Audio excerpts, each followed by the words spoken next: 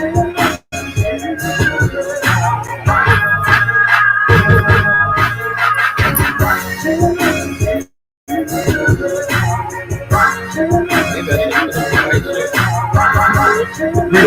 really need to get the green screen back.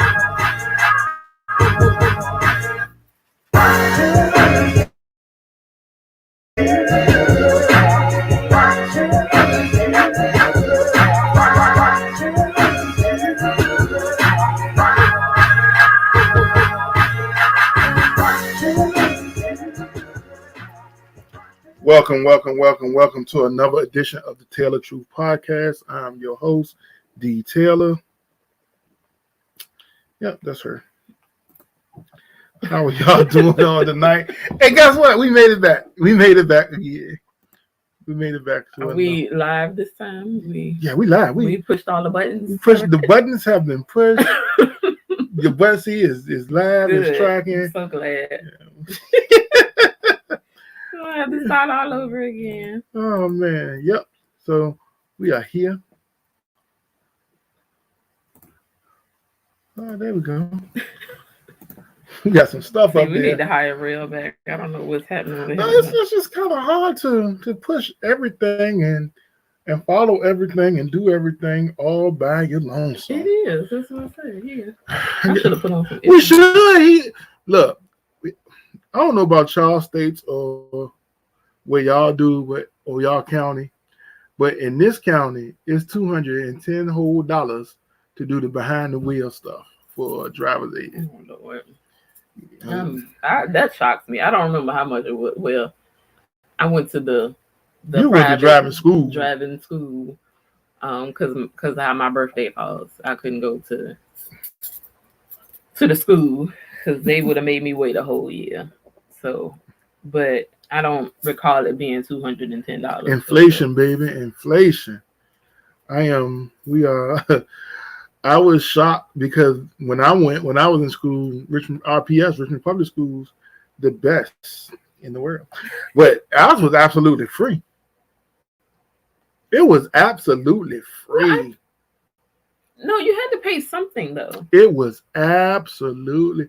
See what happened? Well, it's probably in their school. The gym teachers are usually the ones that are doing the behind the wheel. So our gym teachers, I think the school system paid them extra money to do that.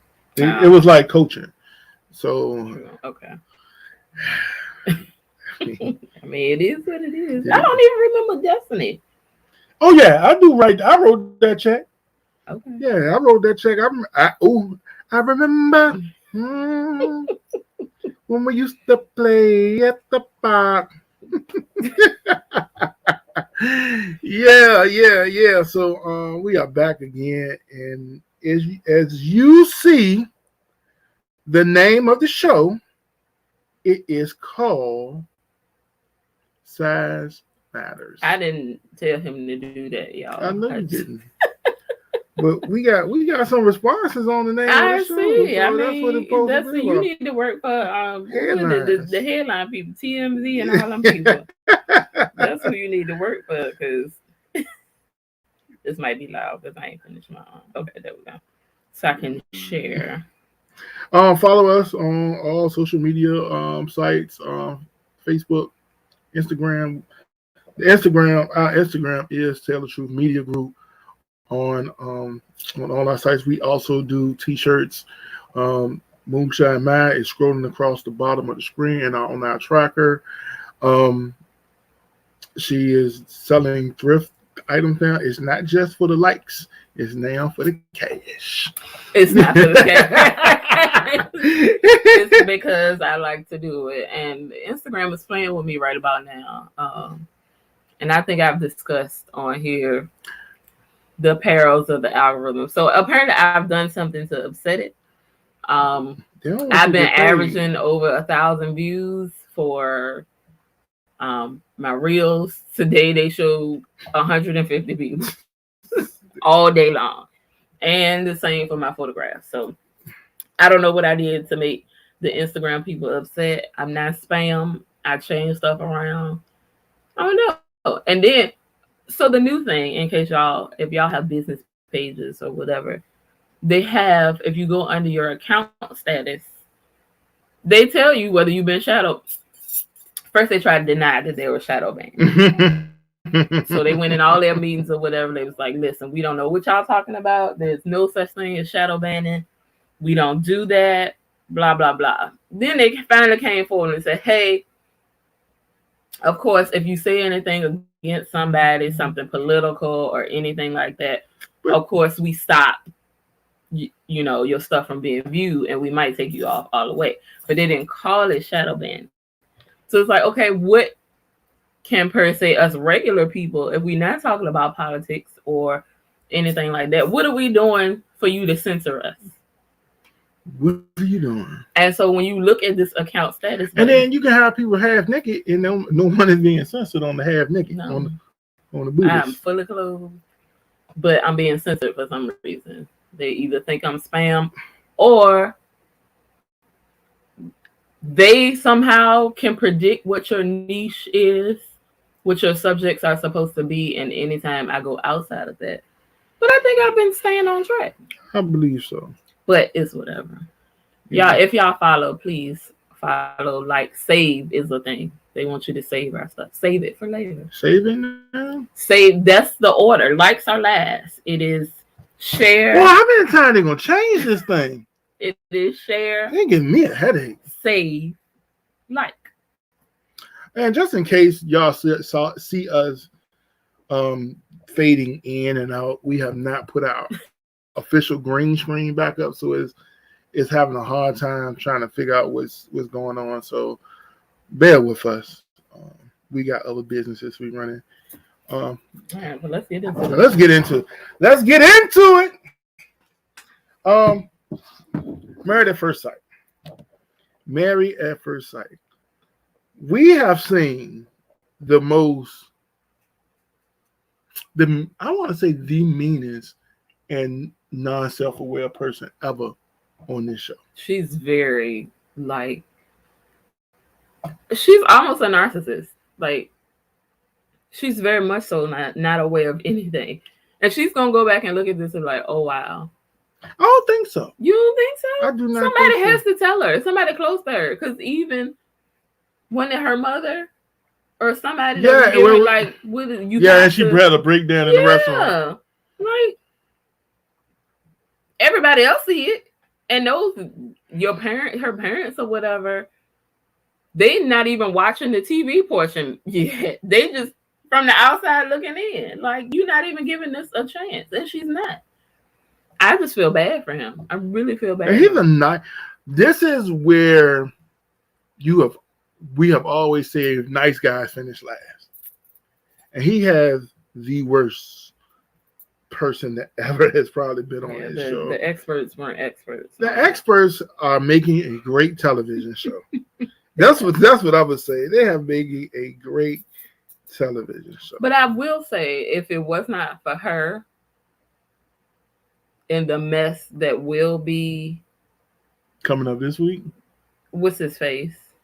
What is his name? Michael? Not Michael. Michael and I'm talking about, what's his name? Elijah Wan. Yeah, Elijah Wan.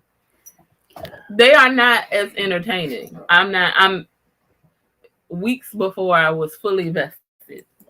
I'm into it, but I'm not fully vested yet. But I'm fully vested because remember what I said, only thing one couple was gonna make it? Yeah. And you was like, no, I think Michael and Jasmina, and you have seen what Michael can do. Michael needed to grow up just a little bit. But we'll see. We know some mess will into. But I'm not giving up on them yet. I'm still gonna watch, but the past two seasons are the standard. They not coming up to them past two seasons, not as of yet. So we'll see. Man, all I'm saying is that these people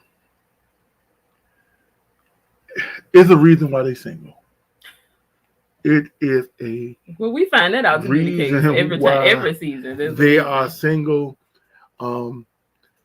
Quick rundown. Michael has some issues where he thinks everything He's is very going to go wrong. pessimistic. Pessimistic all the way. All the way. Don't forget also on YouTube, you can interact with us on the show through YouTube in the comments. So go ahead and interact with us if you got something to say. Jasmina, it ain't gonna work. He is too pessimistic. He's a realist that is edging the wall pessimistic, and he don't like to get talked to a certain way. And if he heard something, it is the gospel. Yeah, I think he's triggered because of his sister.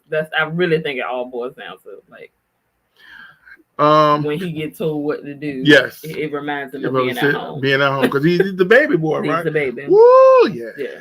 You don't like that. Katina, Elijah, we do not need to relive. You do not need to relive all of your past with your new wife. He gives up a lot of information. A lot of information. There's nothing. When you said no holding back, no holds barred, he is letting you know exactly. And on the other end of that, it could be good because there's nothing to hide. It ain't no surprises. There ain't no surprise. I done had 3 sons. I done had this. If my wife wanted 3 sons, well, we gonna have it because why would I deny her that? You can't come out straight out the gate knowing somebody for 2 days. Like, and around a bunch of people. Yeah. That you don't know either. They all are sharing quite a bit, I think. Two days in the game, they sharing quite a bit. So. Mark the Shop. I like Mark. And Lindsay. No, Lindsay is the epitome of white America. This is a straight up Karen. She's a Karen. She is a. But so is the other girl. Yeah, but they're on 2 different spectrums of Karen. Okay. She is bourgeois Karen. There's a Karen scale. Yeah, there's a scale. Because she is terrible. Even Mark was like, yo, you too much. I don't think he should have took her on a romantic dinner to tell her she was too much. I believe he should have broke that news early before they went out because he had planned on what he was going to say. Yeah, that's true. And that kind of ruined. So any experience now that she will have with him on any type of like romantic dinner or romantic date to try to get back together into a good space, she's always going to remember that on that honeymoon. Remember it, girl. Write it down. Take a picture. Who you mean? You is mean. Noe and Steve, I think they're the only ones that's going to make it. He still ain't got no job. How you supposed to have a job in 2 days? Steve got money. When he come back from this honeymoon, he better get on the ball. I'm just saying. Especially when they get down to talking about finances and stuff like that. Mm-hmm. And talking about size matters. Elisa was like, Chris' body is too big for her. That's basically what it boiled down to. Who is this? Chris. Elisa and Chris. Oh. Yeah. Mm. Yeah. Okay, chill out. But it is funny how superficial she is when she about a 4.5, if that much. Are you raising women? Everybody don't want to be a dime, right? I mean, but I don't do that. So. Oh, okay. All right. I just don't. I don't. Oh man. So, okay. I wouldn't put it this way. He ain't my type, and I think I would be like her on this. No, I wouldn't be that nasty. That's crazy. We're gonna try to work it out at least for these cameras. That's right. At least for these cameras, I'm gonna be the nicest, most sincere person I can possibly be for these cameras. And then at the end, I'd be like, I don't know. It's not gonna work for me. I mean, you're a nice person. I enjoyed your company, but it's gonna be a no. It's gonna be a no. But yeah, this season has every season has a different type of drama. Oh yeah, for sure. And this drama, I'm not ready. It's entertaining, but I'm not liking it. Elijah Wan is much. Michael is a whole lot. The sisters are really there, and they like are being. I said, I'm not fully vested. I mean, we really don't get fully vested until after the honeymoon, anyway. But I think Chris experience. Like I said, he started out the gate. The Chris experience was that second day on the honeymoon, and we was like, "Oh, it was grab your chain, cut your pearls." It was like, "What? How? Why?" He wait. No, he did not wait at they all. Number one. That will always be the number one season, I think, for me. For sure. But then, and then we slowly walked into the Johnny craziness, and how weird Maryla was at the end. You ain't got your pillow, do it. I don't have my pillow. Don't worry about it. I need more cushion. All right. How did you like the ending of Power? Oh, that was good. They left room. That's all I always, unless it's a finale, a series finale. Mm-hmm. If you leave us holding on to something, that you have done your job. I think they checked off boxes, especially with Mecca. Dante. And whichever he want to be, the snitch is what the goat of snitches. The goat of snitches. But yeah, they checked all boxes for him. To me, they checked all boxes for the roommate. Bryson. Yeah. Braden is invited to the cookout. We can't keep inviting people to the cookout. Braden is the stand-up guy. He's a stand-up guy. He is an ally. And allies get invited to the cookout. Mm-hmm. No. Yeah. That's a whole nother. He can't bring nothing. He can't bring nothing. I ain't say that. We too lenient with our cookout. He took the stand and took all the heat. And remember when I was saying, he is the CEO of the company. Mm-hmm. But then when I thought he was gonna go against him. I thought Davis McLean was gonna pull that up. But when he pulled the papers on himself, that's invitation. And he knew what his privilege stood for because he knew they wasn't gonna happen after that. But Tyreek told him. Tyreek told him what? That Tyreek was like, this life and death for me. Mm-hmm. This you're privileged. You can come back from this. You have something to fall back on. True. And so he took that advice. Yeah, it was good. They did good with this, I like the fact that Tasha got the baby. I like the fact that Tasha got the baby. Because the baby and Tariq had a part in it. Yeah. That was they did good. Now, Tommy.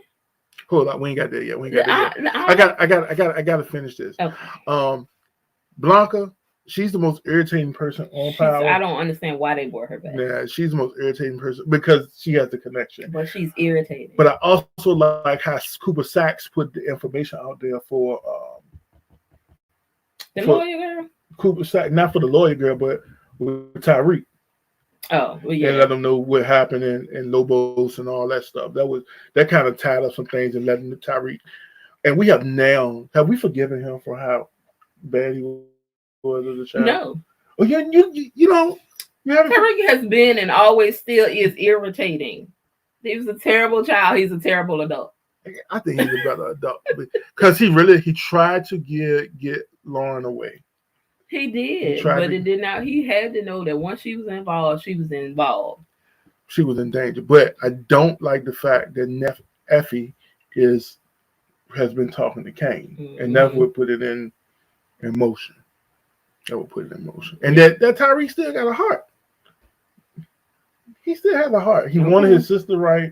He wanted to see his mom, and he wanted. He needs to stop denying the fact that he is his father's son. Yes, I ain't that. That's something that we do. Yeah, that's your daddy. That's your daddy. He is goes all day long. And the writers on this clarifies a lot of stuff for us because we was like, "How is Zeke this?" And they put the birth certificate out. Y'all was like, the writers ain't did nothing. The timeline off. That's why the timeline was off. Y'all had to wait. Get the people their time. The process. Get them people their time. Had to trust the process. But I think Sachs is about to Sachs. I think he's going right back. And I think just when we thought we could root for him. I think he's going to get killed in the process. I think that this show is quick to let you go. That's true. This show is quick to let you go. I think he's gonna pop up in flashbacks like what's his name? Who's the other lawyer that died? Oh, Proctor. Yeah, he gonna pop up in flashbacks like him. The Hobbit, Proctor. And so now let's get on to the other show before we get into our size matters.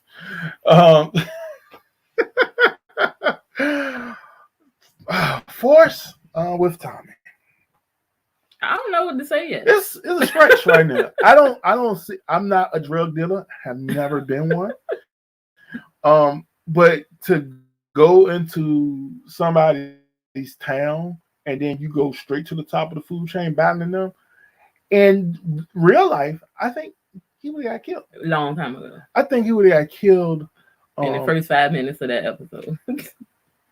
First of all, the parking joint, when the dude pulled out a knife, most people that's trying to intimidate you is going to pull out a knife. They not just going to have no. And as much as we know about Chicago and the way people get murked there, that would have been a murk situation. Right now, I can't judge because I don't know. I can't get it. It might grow. I don't think, just like the original Power combined several storylines together, I don't think he needed his own show. They might could have brought him in there with, I don't know. I think just the fact that he out of the state doesn't warrant you a spot by yourself. Kanan, show by itself. Yeah, Kanan, because it would have showed us the come up. Mm-hmm.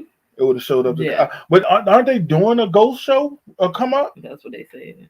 The young ghosts, and I would like to see that because it's going to have the Tommy, the Kanan, and the ghost, and how that interaction really happened and what went down. We'll see. We can't judge from one episode. We'll keep watching. But it was interesting, but it was far fetched. It was like after the episode was over, I'm good. It was a nice hour-long movie. Am I wrong? It had some far-fetched things in it. If you a dude and you got two prominent houses or houses like a Game of Thrones, now that's what I'm ready for. Oh, we might actually do a separate podcast just for the House of Dragons. Just for the House to break it down. I will be taking notes on that. I will watch it 2 or 3 times before we come back for a show. Just like I think I'm gonna get ready to go back and watch Game of Thrones all over again. The whole thing? The whole thing. You'll forget in the first season how much lewd sex was in that joint until you watch it again. Because it almost threw you off a little bit. Like, do I want to watch this? Yes, because it was a lot of sex. And I think eventually, once they got going, because the book was not like that, but once they got going, it was like, okay, people are gonna like this for the storyline. We don't need this extra, and I think that's why they got rid of it. But still, I think I'm gonna go back before that comes on. Oh, you ain't got long. I know. And try to watch all over. Even just hit some spots like from the first and the last season. I think you can count on time together. So I know I missed a lot in season 1. Even though I watched, I didn't become enthralled until season 2. So no, I didn't become enthralled until what episode was the Red Wedding? That was like 4th or 5th season. Yeah. No, you know, I didn't watch it when it first came on. When you started watching, yeah. But when I tried to catch up, I got enthralled. I got told. I was like in it when he pushed that little boy out that windowsill. First episode, I was like, "Oh, we just taking people out in the beginning." In the beginning, this is like Oz 2.0.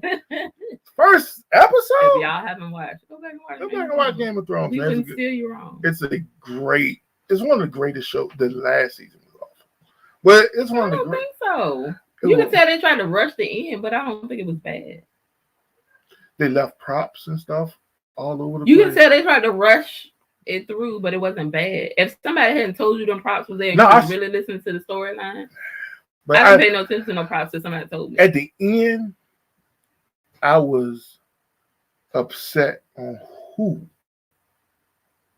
became the king. The king? I wasn't. But I knew it was gonna happen because I'm the type of person that I'm not a huge reader, but I watch the heck and listen to the heck out of some shows. I get frustrated now that I can't watch all the Marvel stuff because this job I actually have to work my whole 45 hours a week. So I can't watch it. But I used to watch them joints religiously every time it came out.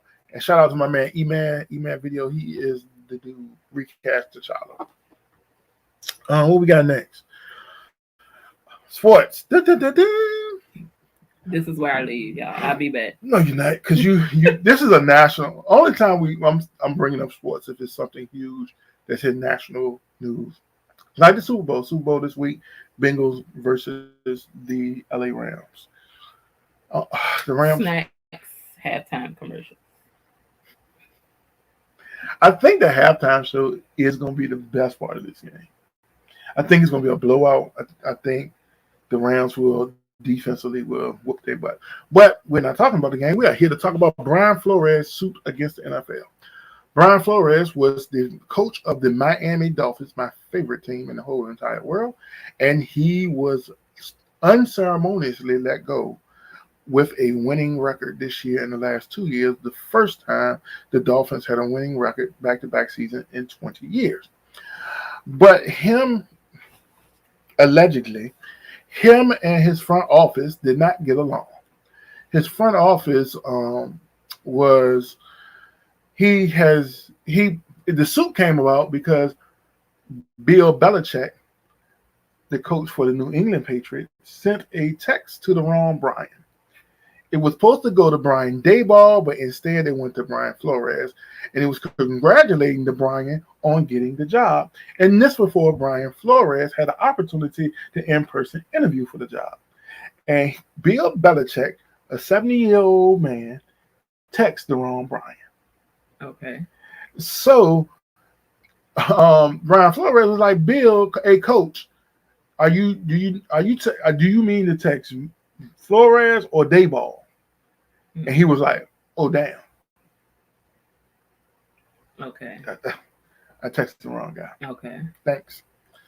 And it was basically Brian Flores now got the suit for unfair or racial hiring practices with the NFL. He's suing all 32 teams. In the midst of that suit, he says when he interviewed in 2019 for the Denver Broncos that John Elway, the team president, general manager and president, came to the interview disheveled like he had been drinking all night. Mm-hmm. John Elway has now came out and made a statement. No, he was not drinking all night. He had just flown back in from another interview. But as you and I know, PJs have bars on them. Yes, they do. So he could have been, maybe not, but everybody disclaiming the thing. So then he's suing the Dolphins because he says Stephen Ross, his first year there, willing to pay him $100,000 for every loss because they wanted to get better draft picks. Yeah. That is, if that comes out to be true, that is almost like a collusion case, and the integrity of the game, and Stephen Ross will probably most likely have to sell his team, which he should. I don't believe Brian Flores will ever get a coaching job in the NFL unless it's on Bill Belichick's staff again. But I don't think he wants. I think he had in order for him to come out and know that you suing the entire NFL, you had to know I'm not gonna work no more. So I'm just gonna lay on this sword for the other people. He had to know he was being a sacrificial lamb. But he says he wants to coach again because he has the ability to coach on the highest level. That's what he's saying. I think he might be able to get a college position, but I don't think and I believe, who's gonna trust him? White billionaires ain't gonna trust you because you can't keep the secret. This is what I'm saying. You might as well get that up. And what I've said to others, why would you want to work for them people no more? Even with Colin Kaepernick, I said once you sue the employer is most likely not going to allow you to come back again. You sue and you won. You sued and you won. He settled, right? Yeah, he settled on the court for an undisclosed amount of money. Mm-hmm. Undisclosed. Yeah, I wouldn't want to go back to work for none of them. But that's what he wants to do. I believe the man will be an excellent college coach because of the integrity causes that's going on. So, in the midst of this suit, Hugh Jackson comes out on the next day, say, yes, Flores, I got your back. I was paid to lose in Cleveland, and I had the receipts. Okay. Came out strong. The interviews on SportsCenter, got on KJM.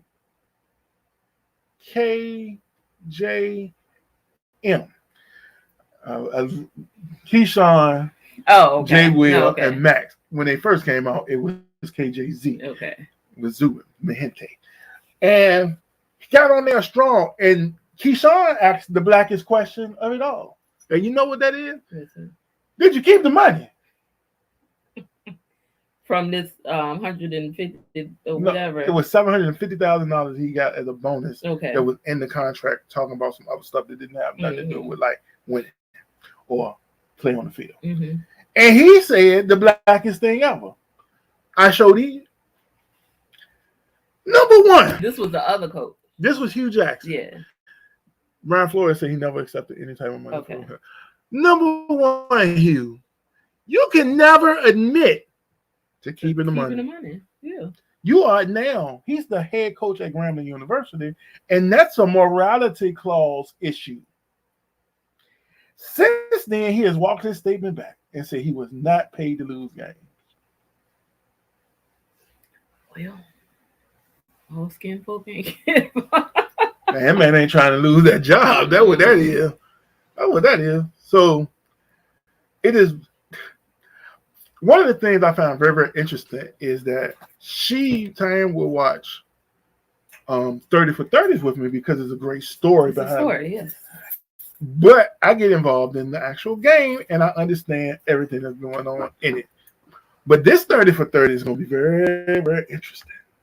It is it. Very, very interesting when it all. It's going to be groundbreaking for sure. Like whatever comes out, whatever the outcome is, like it's going to be groundbreaking for sure. So at this point, we had 9 coaching vacancies in the NFL at the time everything was starting to happen.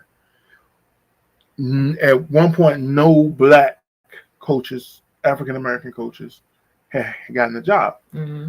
So earlier today is Monday, right? Mm-hmm. It was announced that Miami Dolphins has hired a coach. Very, very, they talk about him very well. And he's a biracial coach. But if you look at him, you can say, ooh, that's stretching it. He's racially ambiguous. He's racial. No, he looks more like, yeah, because he looked more really like Mark. He looks more like Mark Anthony than he does the brother. He's racially ambiguous. So if somebody didn't tell you, you probably wouldn't know. You think that was on purpose? That they hired a black coach? Yeah, of course. Okay. Of course. But I also think he was a great candidate. I gotta say, he's a great. He's been with Kyle Shanahan, almost Kyle Shanahan's whole career. Okay. And Kyle Shanahan is a great coach that gets the most out of his players. Because Jimmy Garoppolo is really not a great quarterback, but he almost got back to. He went to the Super Bowl with him and almost got back with him. You know when you start naming, I know you don't. San Francisco's quarterback. Okay. The 49ers. Okay. So, yeah. Don't start naming people because you lose me quick. So here it is now. And today, Lovie Smith used to coach for the Chicago Bears. And remember, I do know him. Man, he looks like the second coming of Moses. And he was on the staff where Houston, Texas fired another older black coach.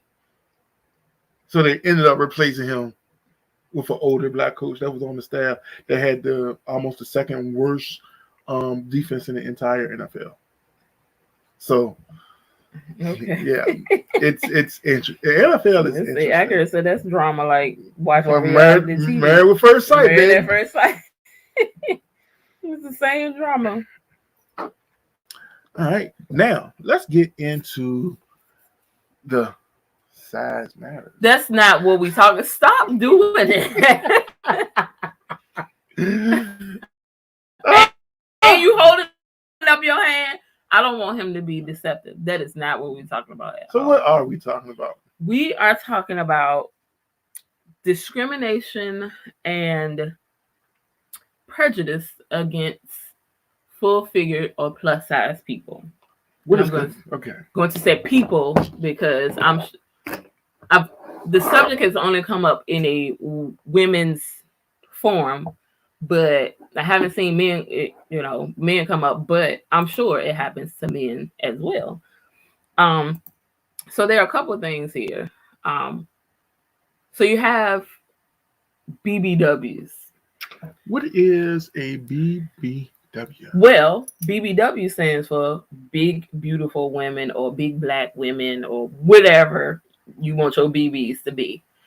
But society or social media or media in general has decided to put parameters around BBWs. So a description of a BBW or a accepted BBW has a small waist, big hips, big booty, maybe big chest.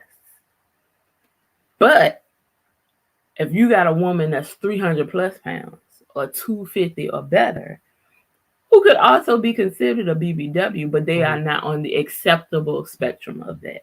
So there are acceptable spectrums. Oh yes, the society itself and social media and media have discriminated against fuller figure women. They accept or they big up women that have the ideal figure, which is small waist, big hips, and big butt. But a woman, say for instance, you got two women that's 250 pounds. My 250 may not look like somebody else's 250. So because I got rolls and lumps and humps, and this person may have a flat stomach, smaller waist, big butt, but we weigh the same, that person will be more acceptable. And if you break that down even further, it goes into a colorism issue. You can have that same paper bag judgment for women. So there's a hierarchy when it comes to fuller figure women. So when you get to like your commercials, Lane Bryant, Torrid, Fashion to Figure, which are plus size brands, who's in the advertisement? Do you see a 350 pound dark skinned woman? Or do you see a 200 pound small waist, big hip, light skinned woman advertising for this spectrum of full figure women? And so that's where there was an argument.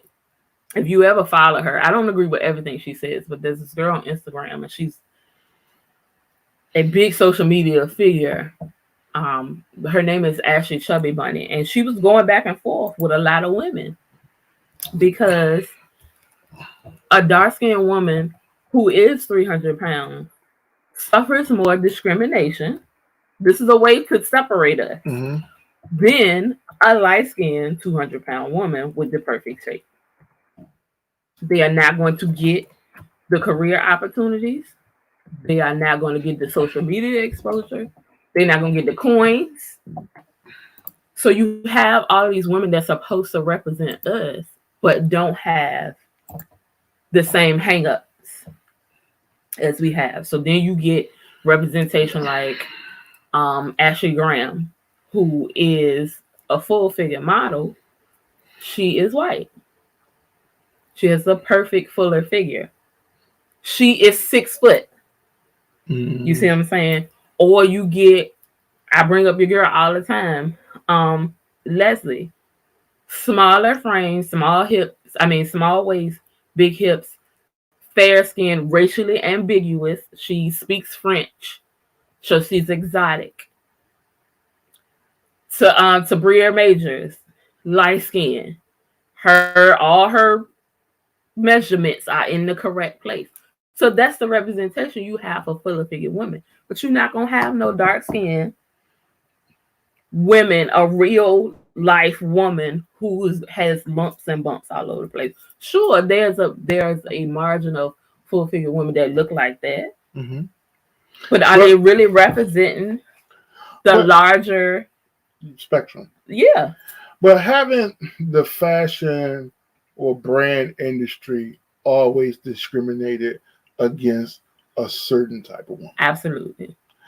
And so now, because I guess the likes and social media presence, these women are getting jobs and the other ones aren't. They are not.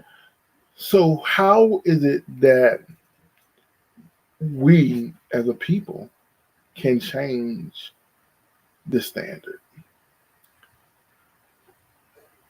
It's going, so you know how, not to put this in the same, it's not the same thing, but in a way it is.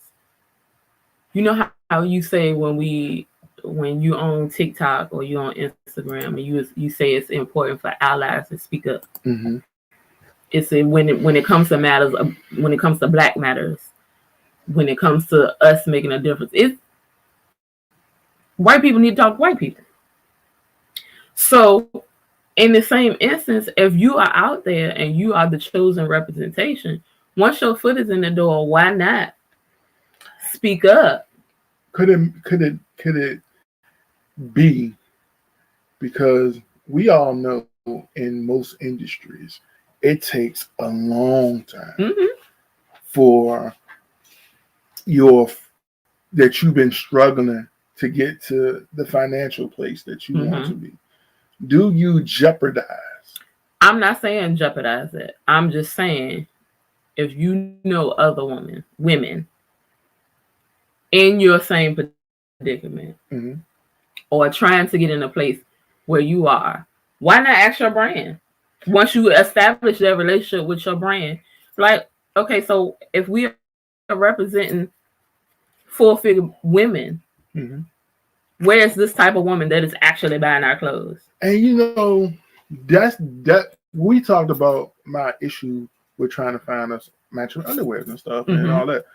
That's why I was really impressed with Me Undies, because they are showing the real women and real people. That's why I'm impressed with, even, I don't know if Rihanna owns it or she sold it to Savage Fenty. And she got every representation there is. Exactly. That's why I'm impressed with that, even on the men's side. Which is the one I just Adore Me. Mm-hmm. They do all the same. But look at the market, and you just named 3. Mm-hmm.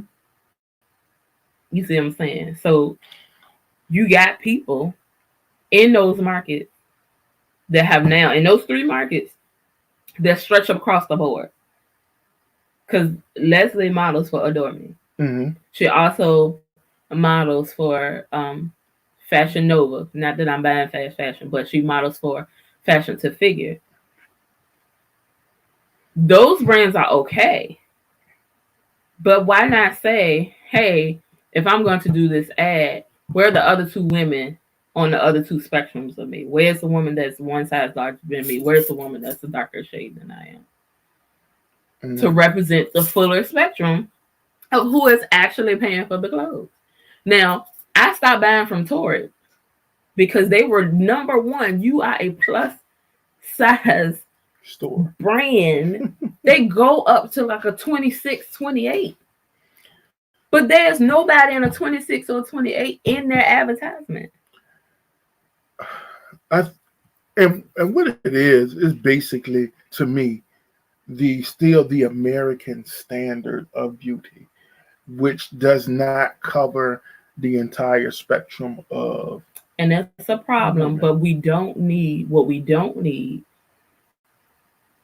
is people that have made it or that are in a position to say, not that you're trying to one up somebody, but you can't understand the position that somebody else is in that's having a hard time getting where you are. You can't say we got the same struggle. Mm-hmm.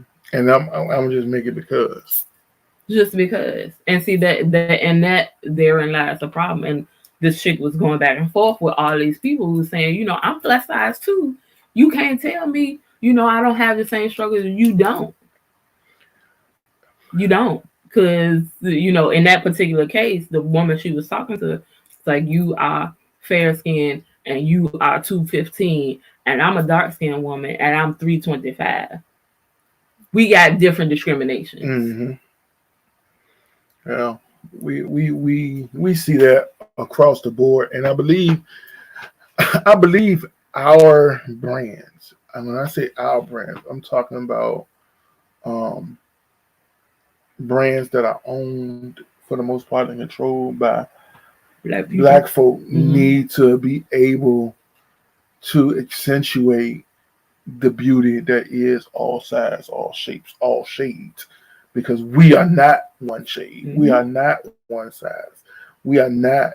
We don't walk the same struggle, and it's frustrating also to like something and can't find it. And can't find it yourself. Loving it. Stop doing because I recognize me being in between sizes. That is a privilege that I have. I stopped buying. There will be a time where I will go on websites and search for something, and these people are not size inclusive, but because I liked it, I'll buy the straight size, which would be maybe a 16 or 18. I will buy that so I can wear it. But what does that say if I'm patronizing them for not being size inclusive to somebody that's in a larger size and they don't have the privilege of buying it? When did Old Navy change their branding? Last year, the end of last year. Yeah. I want to say, because they did that last year, I think they hit record marks in sales. The place where I get my suit, shout out the Better Men's Warehouse. They're size inclusive, where they go from kid suits. They will order kids, so they don't have a lot of them in the store, all the way to 65. Wow. So when my friend was looking for a suit, he's a very tall, slender gentleman. When he was looking for a suit, and he couldn't, he would say he would have to wait 3 or 4 weeks to get one because he's 6'7", like 215, and 6'7", 215 is small. But he couldn't find it all. He can't find stuff off the rack. So I told him to call my guy. He called my guy. They had one inside. They would get it real quick. And I think, and they do business. Yeah. They do a lot of business. And what the thing is, the more size that I know is inventory, but nowadays most of us order almost everything. And if you can find it in the store, they end up bringing it in. If you buy it, they're going to sell it to you. I think the more sizes and the variety of sizes that you have available, the more money you will make eventually. Because we gon' shop. We gon' shop. You shutting out people that is willing to spend money. And that's what I say about the black dollar all the time. You can shut us out if you want to, but we spend money. We spend money. And it's just a matter of where we want to distribute our funds. And we prefer it to stay for the black dollars to circulate. But we just need, in this particular subject I'm talking about, we need our brands, especially the B size inclusive. And speaking on that, it was funny. I posted a video last week of something 10 years ago, and you was like, "Yo, that shirt is like 7 times too big." But it was a Tommy Hilfiger long sleeve shirt, and they had sizes. All of our clothes was too big, and they had sizes. Why now, in this day and age, would you limit your size? Would you limit your size? Why would you limit your size? I don't understand. I mean, unless you want to be in. I mean, who's to say? Maybe that brand in particular. I clicked on a girl's site today, because you know how when you're on Instagram, you can tag the designer or whatever. And I clicked on the link, and I went scrolling for the skirt that she had on, and it was a size 12. It stopped at a size 12. There was nothing else. Nothing after. Nothing. Size 2 through 12. So you done left out the 0 girls, and you done left out everybody past a 12. Wow.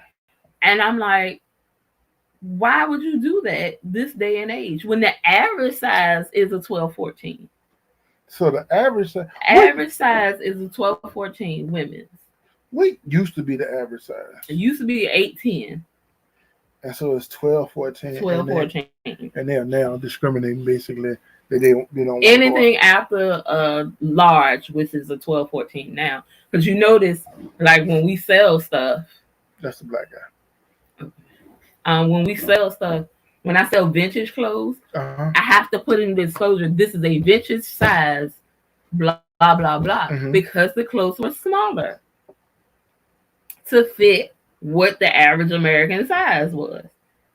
So if I find a size 18 now, a size 18 now and a vintage size 18 is at least 2 to 4 sizes smaller. Oh, wow. In a vintage size than it is now.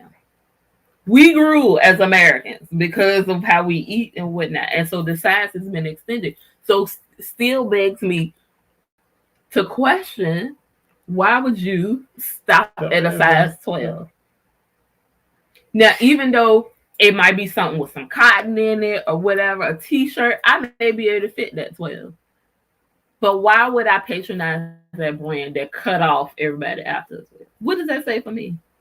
For anybody that's coming after me, why would I do that? I'm not patronizing y'all because y'all basically discriminated against everybody. Now, maybe that's your prerogative if you don't want to see big girls in your clothes. And I think that is what it boils down to. They don't want to see people of a certain size wearing their clothes. So and they don't make them in their size. That is your prerogative, but I'm just saying you didn't cut off your money. But here it is too. A lot of people are starting to get healthier and getting smaller. So you discriminated me at my heaviest. Why would you think I would ever give you $1 when I'm not patronizing you in any size. Yep. Any size whatsoever. Yep. So I mean, maybe it would. That's why you got these kids coming up. Shout out to my baby girl, who I'm sure will have a line of clothing at some point in time, and she knows. She knows the struggle. She knows the struggle. So I know her clothes, her brand will be. Now there's another side of the coin which I haven't decided how I feel about it yet, because I saw it was a post. A girl was putting up her clothes and she said size inclusive, small or extra small to a 3 or 4X. And somebody came underneath her comments, well, where are the 5 and 6X? So independent independent ownership of clothes. It's harder for them to get all the sizes, yeah, because they don't have the money to have all the sizes. And let's be clear, they gonna charge you for the whatever little bit of extra material. But believe me, I know 3 and 4X's. When I was them 4X's, I was like, yo, I gotta pay for it because I need it. And it take extra labor apparently to them. It's extra material. Yes. It's extra material. So I was looking at for but real. On another spectrum too, extra small sometimes is more. And that's why it's like that size. You started at a 2. What about the zeros and the double zeros, girls? You'd left them out too. You got it. Something got to give. It's a struggle. It's a struggle in all lanes, but to those women, unfortunately, it's a twofold struggle. It's colorism. Oh, that's what I wanted to bring up too. The chick on Twitter that made this hashtag that said fit phobia. What the heck is fit phobia?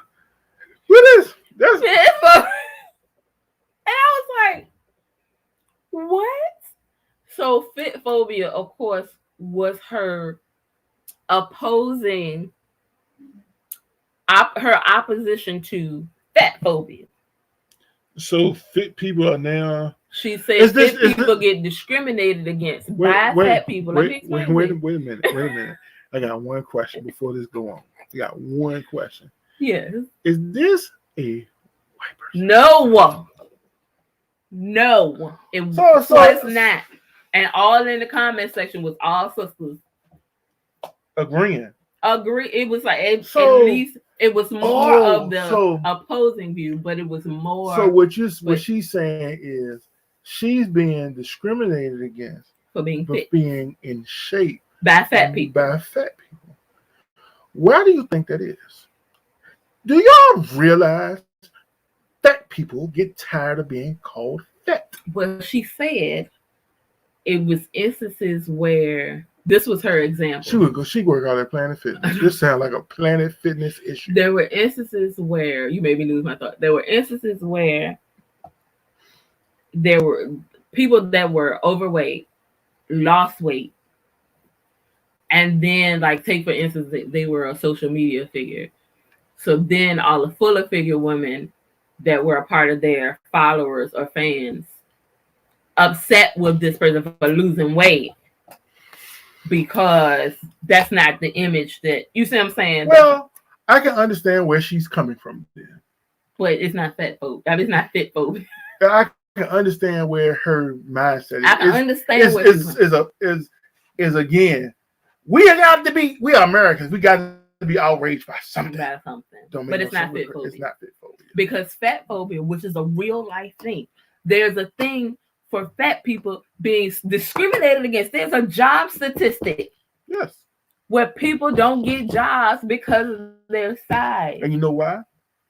Health insurance.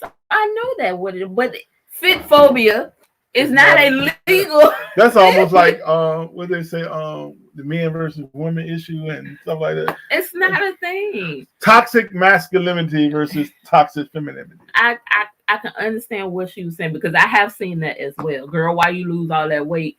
This is no longer your brand anymore. So that doesn't mean they upset with this person for losing weight. But it can be kind of confusing if I'm hollering body positivity, go fat girls, and then I lose the weight. And I'm saying this is what they I can understand this. Look, because here it is now. I'm body positive. I'm trying to lose weight. I'm trying to be a help for me. For myself, because I don't want to die because I'm chubby and I got too much fat around my heart.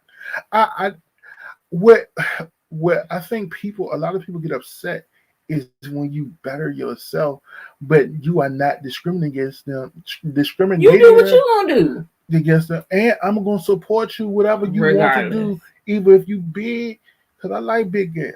And it's important for fit people to remember that skinny doesn't mean healthy. Nope.